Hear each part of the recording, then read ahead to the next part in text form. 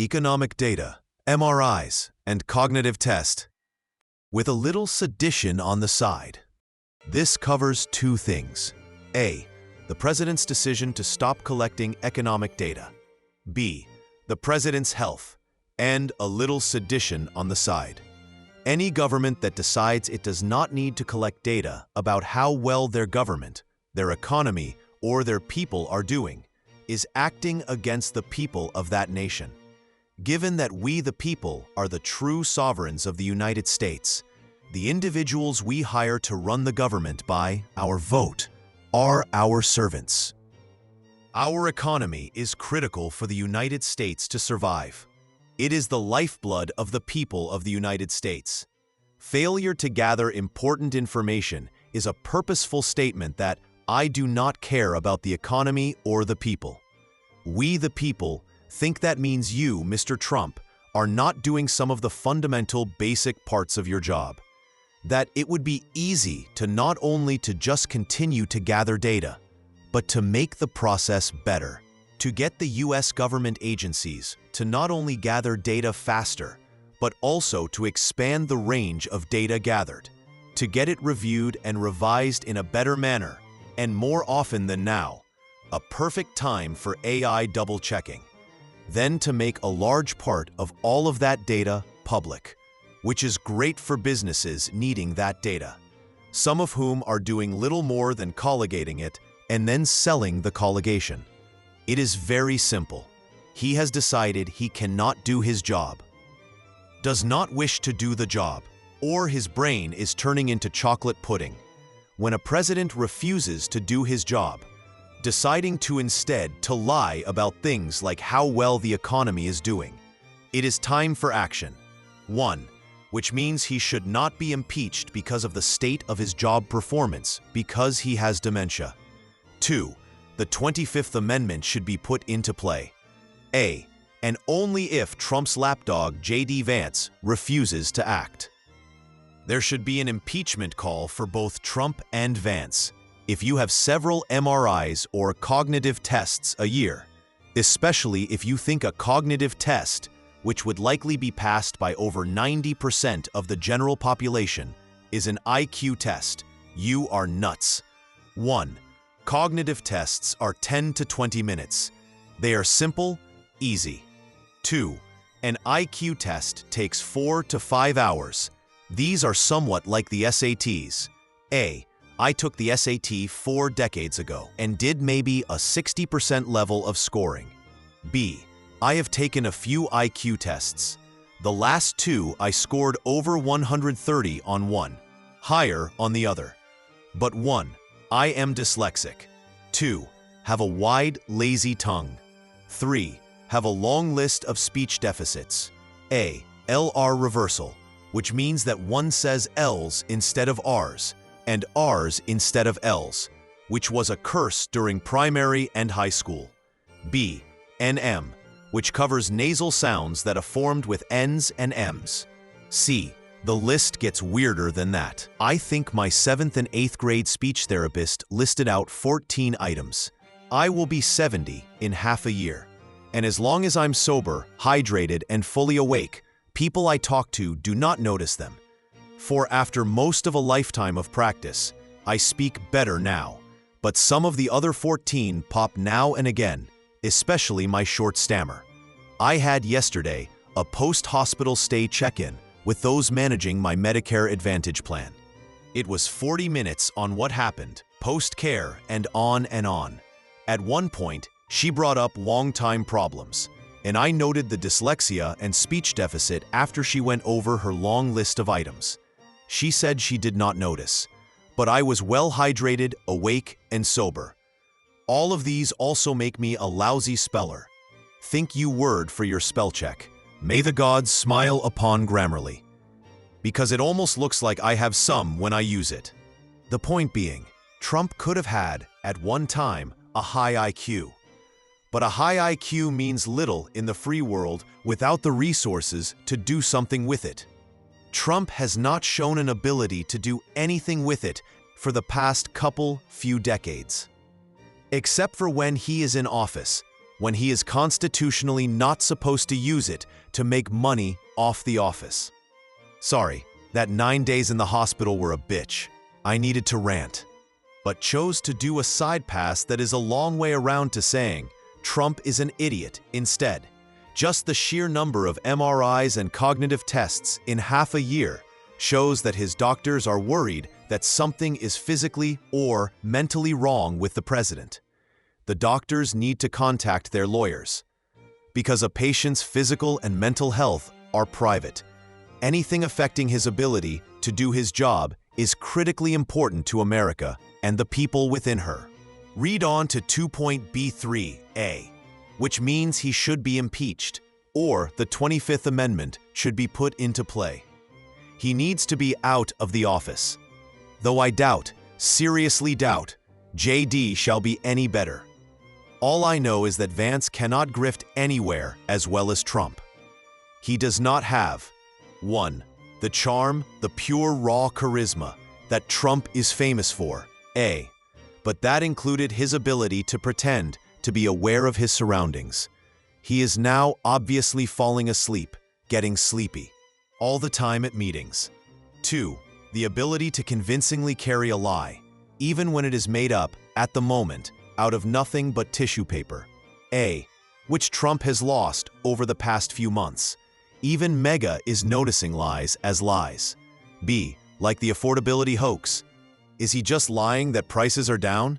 Has his brain turned to pudding enough for him to not know what the real facts people are experiencing and seeing every day? Or are his people only telling him things the way Trump wants them to be? 1. If he is lying about the economy, he should be impeached. 2. If his brain is turning to jelly, it is time for the 25th Amendment or impeachment if Vance stays a chicken. 3. If he is getting false information and believing it.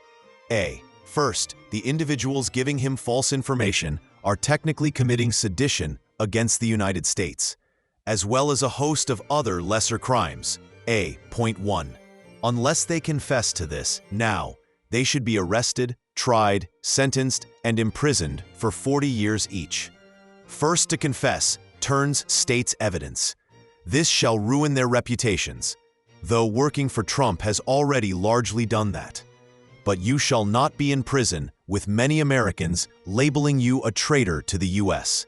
You might even get witness relocation. B. If Trump is taking the information at face value, his brain is mush. B.1. It's 25th Amendment time. C. If Trump does not care, he is not doing his job in a competent manner. C.1. Impeachment time. 3. Vance's inability to become Trump is a good thing. His inability to correct Trump when needed is enough to wonder how he stands with no spine. 1. It's not as if he has to do it in public. In private with a couple few cabinet members and a couple few members of Congress would be enough. Such a meeting is why Nixon resigned. Point 1. Among them, according to the Google prompt question, who all met to talk to Nixon about resigning? Point 1.1. Key congressional meeting, August 7, 1974. Barry Goldwater, Senate Minority Leader. Hugh Scott, Senate Minority Whip. John Rhodes, House Minority Leader. What happened? They presented a united front, telling Nixon that even his staunchest supporters were abandoning him, and impeachment was inevitable, effectively ending his presidency. Other important meetings and calls. Rosemary Woods and Bebe Rebozo. Nixon used these longtime friends as intermediaries to tell his family about his decision to resign. George Wallace. A phone call to the Alabama governor revealed Nixon's isolation when Wallace couldn't even convince a specific congressman, Flowers, to help him, signaling to Nixon that his support had collapsed. White House staff and family. Following the congressional meeting, Nixon had final, emotional discussions with his family and staff, including H.R. Haldeman, before his resignation announcement. 2. They shall have to tell him flatly that they shall announce publicly that they believe the president should resign or face impeachment, stating that if he does resign within 20 hours, he can just walk away. but at 20 hours and a few minutes, they shall work diligently and forcefully to either get the cabinet to invoke the 25th Amendment or get him impeached within a week, saying that this impeachment call shall make them heroes in the eyes of millions. So they feel safe by doing so, adding years to their service in the Capitol. They also need to tell him that given he knocked down the East Wing and says he has the money for the replacement, the public is going to demand he pony up that $300 million to replace the East Wing. The design, size, and function shall largely be as it were before the knockdown, but a third floor shall be added, made up largely of a huge ballroom with huge windows and a 5-star kitchen. This shall allow Trump to say he improved the East Wing as much as he wants. At night, the view through those windows should be spectacular. If the structure is heavily reinforced, a large amount of heavier defense equipment can be added to the roof, covered most of the time from view. This shielding can be made to fling up and out of the way as needed in a couple of seconds, which Trump can also brag about as an improvement to White House security. President Dwight D. Eisenhower, a people that values its privileges above its principles, soon loses both. Inaugural Address, Washington, D.C., January 20th, 1953. A sound nation is built of individuals, sound in body and mind and spirit. Government dares not ignore the individual citizen. Rally in the public square, Cleveland, Ohio, October 1st, 1956. Democracy is essentially a political system that recognizes the equality of humans before the law. Address to Constituent Assembly, Rio de Janeiro, Brazil, August 8, 1946. Today in America, unions have a secure place in our industrial life. Only a handful of unreconstructed reactionaries harbor the ugly thought of breaking unions. Only a fool would try to deprive working men and women of the right to join the union of their choice. Speech to the American Federation of Labor, New York City, September 17, 1952. Don't join the book burners. Don't think you are going to conceal faults by concealing evidence that they ever existed. Don't be afraid to go in your library and read every book as long as that document does not offend our own ideas of decency. That should be the only censorship. Dartmouth College Commencement Exercises, Hanover, New Hampshire, June 14, 1953. In the long perspective of history, the right to vote has been one of the strongest pillars of a free society. Our first duty is to protect this right against all encroachment. State of the Union Message, Washington, D.C., January 7, 1960. The opening for the Constitution of the United States. We, the people of the United States, in order to form a more perfect union, establish justice, ensure domestic tranquility, provide for the common defense, promote the general welfare, and secure the blessings of liberty to ourselves and our posterity. Do ordain and establish this Constitution for the United States of America. President Franklin Roosevelt.